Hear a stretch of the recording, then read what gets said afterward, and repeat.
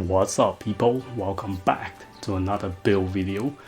This time I'm going over two-handed Avalanche build for Strea and Sortiliena. So it is a very fun build to use for the end game at the moment. And yeah, so with that being said, let's do this, shall we? Okay, so the main focus of this video is the Avalanche build. Now, what is Avalanche? The Avalanche is a very powerful sword skill to have for two-handed users. It's basically like a parry skill, and whenever like an enemy or bosses attack, when the AI times right, they will instant down the bosses, which is insane. Like, this skill is so much fun to use, and it's perfect to have a two-handed AI on your team or not on your team. So either way is fine, as long they spam the skill. Other than that, yeah, Avalanche uses accuracy mainly. There's no need for special accuracy or anything. Basically, all you want to do is let the AI spam the Avalanche as much as you can.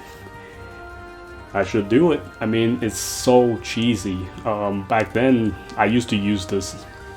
Now they introduced Strea, and I have two-handed users, so I can have both of them at the same time. So it's double the fun.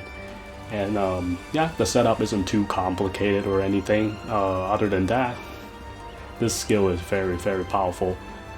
You know, when I used to max my proficiency and bonds, I take all the, slow debuffer like rapier, dagger, avalanche for two-handed, and go to south to just constantly hitting the boss. I mean, you'll be max out proficiency and max bond in like an hour. It's much faster compared, to hitting the crystals, hitting the cluster, and yeah.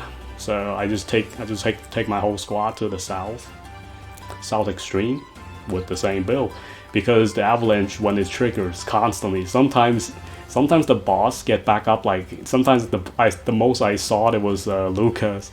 The boss got back up like 8 times. It went down immediately. That was so hilarious. So basically the boss never got back up. It would just constantly get hit by the avalanche and down him, so he could never get back up. That was so funny.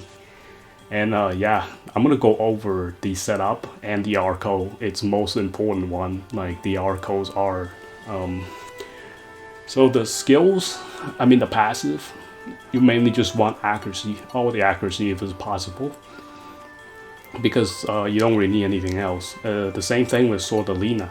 Anything the same on Strea is the same on Sortiliena, so I'm just gonna go over one real quick. Now, as for the weapons, obviously whichever gives like the highest dex or accuracy, because mainly you'll be needing the accuracy for the avalanche. And the two-handed sword from Extreme seems like the best option to have. You can choose the dex or 4 stat. Either one is fine, as long as you have enough accuracy to match all the raids, it'll be fine. As for armor, anything gives dex. I didn't bother to plus 25 of the armor. You can plus 25 if you want to. That's optional. As for incarnation, it doesn't matter. Choose whatever. So yeah, anything gives dex. Any clothes, like all these high armors, I can use them, but there's no need. It still work. Accessories, anything gives dex or accuracy. I just mainly use whatever the highest, dex I have. You can double the Nicholas from South too if you want to. You can put double these to give more accuracy. Just make sure you put 1 here and 1 at customization, and that's what I did. 1 here and 1 customization to get 2 Nicholases. Otherwise you can only put 1 Nicholas on. And other than that, yeah, just mainly 2 Nicholas basically to get more accuracy. So at the moment she's at 426. She can definitely go higher because the proficiency is only at 689. If we go up to 1000, it goes up by another 32, which is much higher. So it's the same thing with Sortiliena. I have her for 4 stat sword, but it doesn't matter. Anything gives dex, it's fine. same setup, same passive, same yeah, pretty much the same for other character. Other than that, yeah, and I'm gonna go over the R codes real quick. Actually, the EX skill doesn't matter. You can choose whatever you want. Doesn't affect anything. So the R code is like the most important one.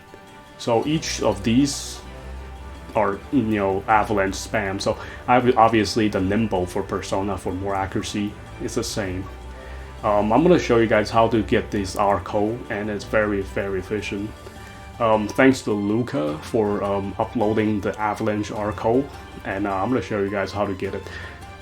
So all you gotta do is download it, and if you do want to play Avalanche, just make sure you put the same one on all 5, and it should be fine. So that way they don't record anything else. Other than that, yeah. So go to network. I already have it down here, but I'm gonna show you guys how to get it. You go to the R code, type in the Sortiliena. I think he posted for Sortiliena, and yeah. The R code, I don't think it matters which one you use for the what's it called, the usage. And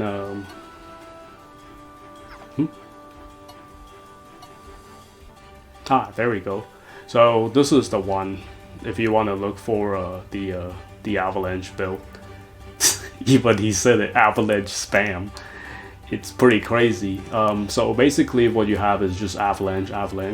The other 3, it doesn't really matter. The usage rate, I don't think it matters too much, but usually I get 99 or 100 if it's possible. But yeah, other than that, if you want the if you want R code, just look up Lucchese23, his name and stuff.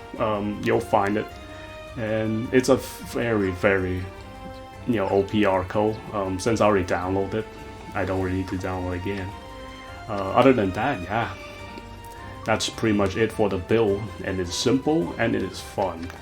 I'm gonna show you guys the clips for all the extreme raid when you know, when the Avalanche does hit the bosses, and yeah, I hope you guys enjoy this video. Next time I come back, I'll be trying to just see if there's anything other, like any other builds I want to work on before the paid DLC. Battery's low. Okay.